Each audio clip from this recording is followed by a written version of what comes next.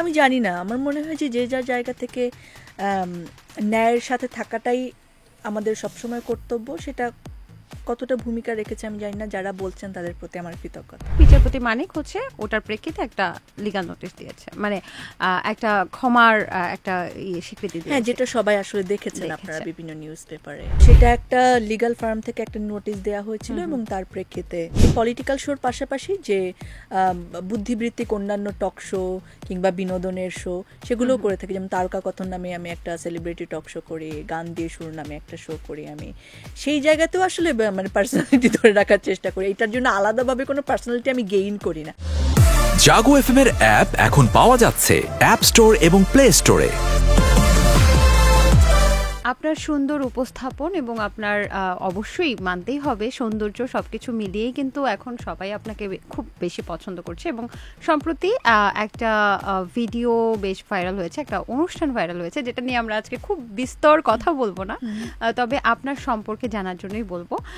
তো সেক্ষেত্রে বর্তমানে আপনাকে একটা কারণে আমি পার্সোনালি ধন্যবাদ জানাতে চাই, যে এই যে আমাদের বলা হচ্ছে যে নতুনভাবে দেশ স্বাধীন হয়েছে, এই স্বাধীনতার পেছনে কিন্তু আপনিও বেশ অবদান রেখেছেন বলা যায়, অনেকে কিন্তু বলছে।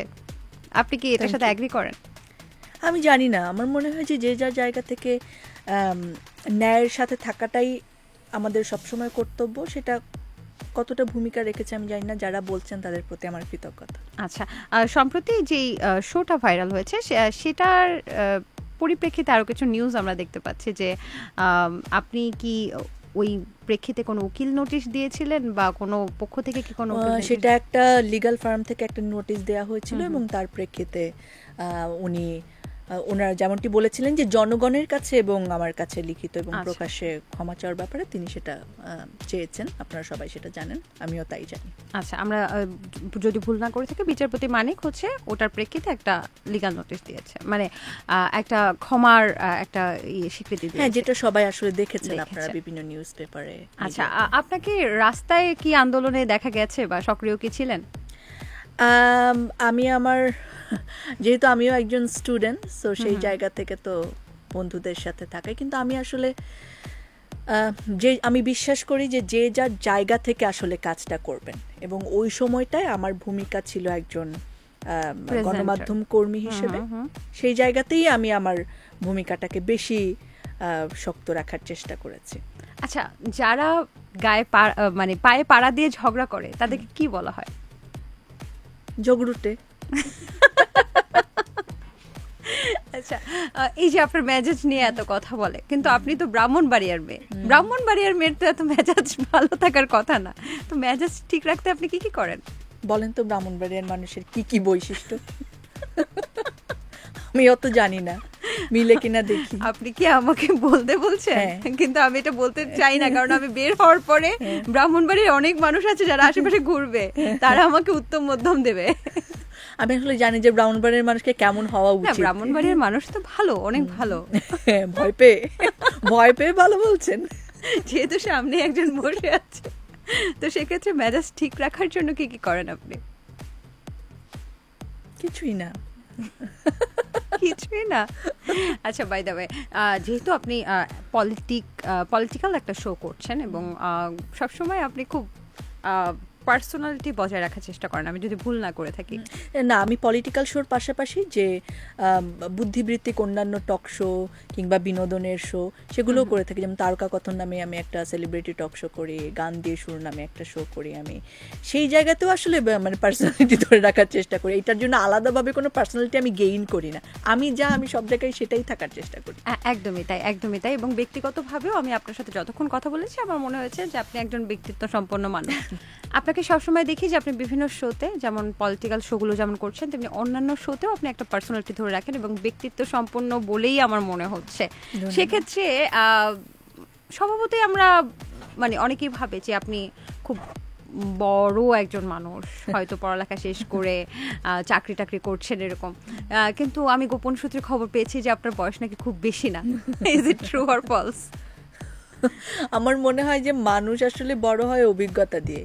যদি আপনার বয়স 50 হয় এবং আপনি জাস্ট একটা পাড়া কিংবা একটা বাড়ির বাইরে খুব একটা যাননি বা খুব বেশি মানুষের সঙ্গে মিশেননি বা জীবনের অনেক ধরনের অভিজ্ঞতার মধ্য দিয়ে যাননি, আপনার বয়স আসলে অত বেশি হবে না।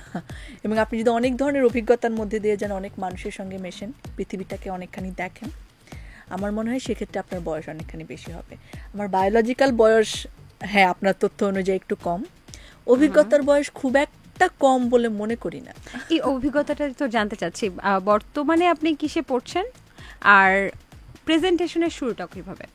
আচ্ছা, আমি পড়াশোনা করছি হচ্ছে অ্যানথ্রোপোলজি নিয়ে, আমি গ্র্যাজুয়েশন করছি সেকেন্ড ইয়ারে, জগন্নাথ ইউনিভার্সিটি। আর আমার প্রেজেন্টেশনের শুরু 2016 থেকে। স্বর্ণকিশোরী নামে একটা শো ছিল চ্যানেল আইতে, তো ওইটা একটা কম্পিটিশনের মতো ছিল। ওইটা কিশোর কিশোরীদের স্বাস্থ্য, পুষ্টি, নিরাপদ মাতৃত্ব এই সব কিছু নিয়ে কাজ করতো। তো পুরো বাংলাদেশে আমি চ্যাম্পিয়ন হই তখন। তারপর থেকে ওইটার একটা শো চ্যানেল আইতে অন এয়ার হতো, মানে সামাজিক কার্যক্রমের একটা অংশ টেলিভিশনে তুলে ধরা হতো এবং পুরো বাংলাদেশের কিশোর কিশোরীদের নিয়ে কাজ করে। সেটা আমি ইউনিফর্ম পরে হোস্ট করতাম। সো সেই থেকে চ্যানেল আইয়ের সঙ্গে আমার যাত্রা শুরু। আমি যখন ইন্টারমিডিয়েট পাশ করলাম হলিক্রস থেকে, তখন ওরা আমাকে আমন্ত্রণ জানালো যে আমি প্রফেশনালি ওদেরকে জয়েন করবো কিনা। মনে হলো ওকে, লেটস সি কেমন লাগে, কি হয়। আচ্ছা, এখন কি কি শো করছেন আপনি? চ্যানেল আইয়ের সঙ্গে আমার ওদের দুইটা নিয়মিত শো আমি করি আমার স্কেডিউল অনুযায়ী সপ্তাহে। গান দিয়ে শুরু এবং তারকা কথন, এটা দীর্ঘদিন ধরে করছি। রিসেন্টলি আমি আমার একটা শো আমরা শুরু করেছি, সেটা হচ্ছে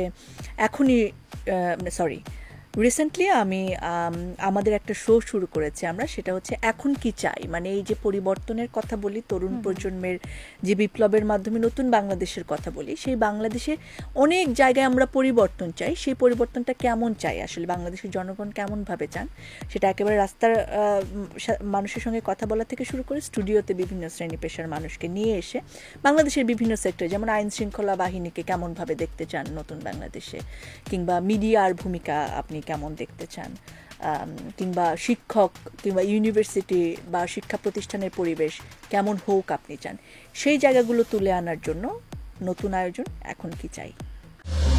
জাগো এফএম এর অ্যাপ এখন পাওয়া যাচ্ছে অ্যাপ স্টোর এবং প্লে স্টোরে।